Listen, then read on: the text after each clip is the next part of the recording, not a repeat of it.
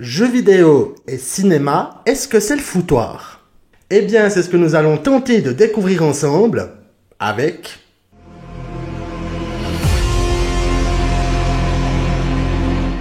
Hey les fans de ciné, ici Critiqueur. Alors j'en parle souvent, les adaptations de jeux vidéo au cinéma, c'est casse-gueule. Il arrive cependant qu'il y ait des métrages qui utilisent l'univers du JV pour les besoins du scénario sans forcément faire d'adaptation. On peut notamment citer Tron, Wargames, Pixels, Jumanji, Bienvenue dans la jungle, Ready Player One, Choose or Die ou encore Free Guy. Nous allons parler ici d'un film usant des mêmes ficelles. Stay Alive, sorti en 2006, est réalisé par William Brent Bell, qui a été plus tard à la direction de Devil Inside, The Boy ou encore Esther 2, Les Origines. À sa sortie, le film ne convainc pas du tout. Peu effrayant, un scénario brouillon, des protagonistes à la ramasse, il y a très peu de bonnes choses. Le constat est sans appel. 2,1 sur 5 pour Allociné, 5 sur 10 pour IMDb et même un joli 10% sur Rotten Tomatoes. Pourtant, le film possède quelques bonnes idées et parle même d'un personnage historique sanguinaire ayant réellement existé, la comtesse Elisabeth Bathory. Alors, où est-ce que ça a foiré? Le jeu vidéo au cinéma est-il condamné à se prendre les pieds dans le tapis? Ce film est-il représentatif des productions mettant en scène les deux univers? Nous allons voir tout cela ensemble, mais avant toute chose, ce film, de quoi ça cause? Après la mort tragique d'un de leurs amis, une bande de gamers se lance dans une partie de Stay Alive, le dernier jeu auquel a participé leur défunt compagnon. Après une séance de gaming, ils se rendent rapidement compte que quelque chose cloche. Les personnages se faisant tuer dans le jeu meurent dans la réalité. Il faut trouver les origines de cette malédiction avant que la partie ne se termine et que l'écran n'affiche Game Over. Déjà, on démarre le film. Putain, il va y avoir des jumpscares faciles. On démarre donc le film avec une session de jeu vidéo et on nous explique rapidement le concept. Ce qui arrive dans le jeu se produit dans la réalité. On passe ensuite à la présentation des divers personnages de la bande de potes pro de gaming. Hutch, sensible et sur lequel le sort s'acharne. Phineus, le taré déjanté de la bande. October, sa sœur, posée, réfléchie. Swink, le goat absolu du groupe. Et oui, interprété par Frankie Muniz, alias Malcolm. Miller, patron de Hutch et gamer assidu, et Abigail, une photographe récupérée à la va-vite pendant une cérémonie funèbre. Toute l'équipe se lance donc dans une partie du mystérieux Stay Alive. Le jeu démarre avec la récitation de la prière d'Elisabeth. Non mais sérieusement, à aucun moment quelqu'un trouve ça bizarre? Quand on vous demande de réciter quelque chose à haute voix, faut se méfier mes petits pères.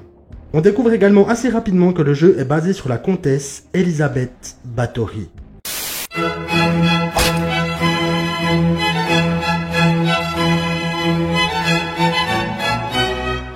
Elisabeth Bathory est née le 7 août 1560 en Hongrie. Vivant dans le cadre de la noblesse, c'est une femme cultivée, connaissant au moins 6 langues et se souciant des nécessiteux. Cependant, elle est principalement connue pour ses crimes effroyables. Entre 1585 et 1610, elle aurait assassiné plusieurs centaines de jeunes filles, entre autres pour utiliser leur sang afin de conserver sa jeunesse. Elle est assignée à résidence dans son château de Kashtis, où elle y meurt le 21 août 1614. Bon ben déjà, qu'est-ce qu'une comtesse du XVIe siècle vient foutre dans un jeu vidéo? Alors Sadako, dans une cassette VHS, ça passe encore, mais là... Après cette première partie intense, Miller se fait dézinguer et notre petite équipe commence à se demander si cela ne serait pas lié au jeu. S'ensuivent les traditionnelles tergiversations agrémentées de la mort de quelques joueurs avec des moyens divers et variés. Accident de carrosse, explosion surprise ou coup de lame. Tout ça pour en arriver à un final à la résidence même de la comtesse. Donc dans le film situé aux États-Unis, parce que la Hongrie, ben ça faisait trop loin, combat contre le boss final, victoire des joueurs, mise à sac de la baraque de Madame la Comtesse et échappée des survivants. Et là, mise en rayon d'un nouveau jeu qui va faire fureur, Stay Alive. Bon alors on va pas y aller par 4 chemins, c'est très bancal. Jumpscare facile, dialogue pas foufou, clichés en cascade, montage fait à coups de pilonnage de boutons et incohérence. Puis tout ça, ça fait quand même beaucoup. Le choix de l'antagoniste en la personne de la comtesse, ça matche pas. Mais je sais pas moi, c'était trop compliqué de faire quelque chose d'original au lieu de faire déménager une tueuse de masse de l'Europe aux States. On n'arrive clairement pas à faire la connexion entre Elisabeth Báthory et un jeu vidéo. Pire, le film est en mode partie rapide et tous les événements s'enclenchent les uns après les autres sans nous laisser le temps de nous attacher aux protagonistes. Du coup, leur mort, ça nous affecte beaucoup moins. Voire pas du tout, soyons honnêtes. On a l'impression de se taper un sprint scénaristique monté à la Sarbacane et ça, c'est pas bon. Sans parler qu'en matière de personnages, à part celui de Hutch, les autres n'ont pas vraiment de background. Donc on en a pratiquement rien à cirer. Et c'est très con parce qu'il y avait de foutrement bonnes idées dans ce film. La meilleure d'entre elles, les interactions entre le jeu et la réalité. Cela nous donne notamment droit à une séquence assez incroyable où Swing aux manettes interagit avec Hutch en lui déverrouillant des portes, en lui déposant des objets, et même en sauvant les miches d'Abigail. Alors c'était une idée au top, mais clairement pas assez exploitée. Alors outre le constat que ce soit bancal, pourquoi est-ce que c'est bancal? À mon avis, il y a deux raisons à cela. Tout d'abord, même s'il ne s'agit pas d'une adaptation, mais d'un film usant des ficelles de l'univers du jeu vidéo pour construire son histoire, il faut un bon dosage. Le but est bien entendu de ne pas perdre les spectateurs en route, qu'il s'agisse de gamers ou non. Et là, tout va tellement vite que le film il a réussi à paumer tout le monde. Et la seconde problématique, ce sont les studios. Alors que le réalisateur et l'équipe souhaitaient un film classé R, donc interdit aux moins de 17 ans non accompagnés, les studios, eux, souhaitaient conserver le PG-13. Accompagnement recommandé et déconseillé aux moins de 13 ans. D'ailleurs, la version Director's Cut du film a été mieux accueillie que sa version cinéma. Elle contient environ 15 minutes de scènes complémentaires, dont une très intéressante où Hutch et Abigail rencontrent le concepteur du jeu.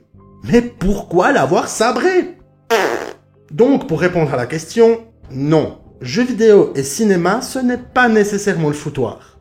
En termes d'adaptation, nous avons eu de bonnes surprises au fil des années, même si cela reste majoritairement le bordel. Et lorsque les films utilisent l'univers du jeu vidéo pour les bienfaits du scénario, ça peut aussi fonctionner. Le bluffant Tron, sorti en 1982, la suite pas si mal foutue de Jumanji, Bienvenue dans la jungle, ou encore Ready Player One, bluffant visuellement et blindé de clins d'œil au cinéma et aux jeux vidéo. Le monde vidéoludique peut apporter quelque chose au 7e art, et inversement. Cependant, avec Stay Alive, il y a eu trop d'erreurs. Une antagoniste peu intéressante, des personnages auxquels on n'a pas le temps de s'attacher, et des coupes funestes ont eu raison du film. Alors pour les fans hardcore de jeux et de cinéma d'horreur, il reste cependant regardable. Alors déjà, il est pas très long, et il a quand même quelques bonnes idées. Et cela vaudra de toute façon toujours mieux que de lancer une partie du jeu. Et voilà, fans de ciné, c'est tout pour ce film. Le connaissiez-vous? Si oui, est-ce que vous pouvez dire que vous l'avez apprécié? Et quel est votre film préféré traitant de l'univers des jeux vidéo mais qui n'est pas une adaptation? Dites-le moi dans les commentaires. N'hésitez pas à appuyer sur ce bon vieux pouce bleu et à vous abonner à la chaîne si ce n'est pas encore fait. Et j'en profite pour souhaiter la bienvenue aux nouveaux abonnés. Vous allez voir, ici c'est sympa, on peut faire du gaming tout en regardant un film. Et merci fans de ciné, nous sommes de plus en plus nombreux et ça fait vraiment plaisir. Merci d'avoir regardé cette vidéo jusqu'au bout. C'était Critiqueur, en direct du canapé. Prenez soin de vous, à très bientôt pour une prochaine vidéo et bien entendu, bon visionnage.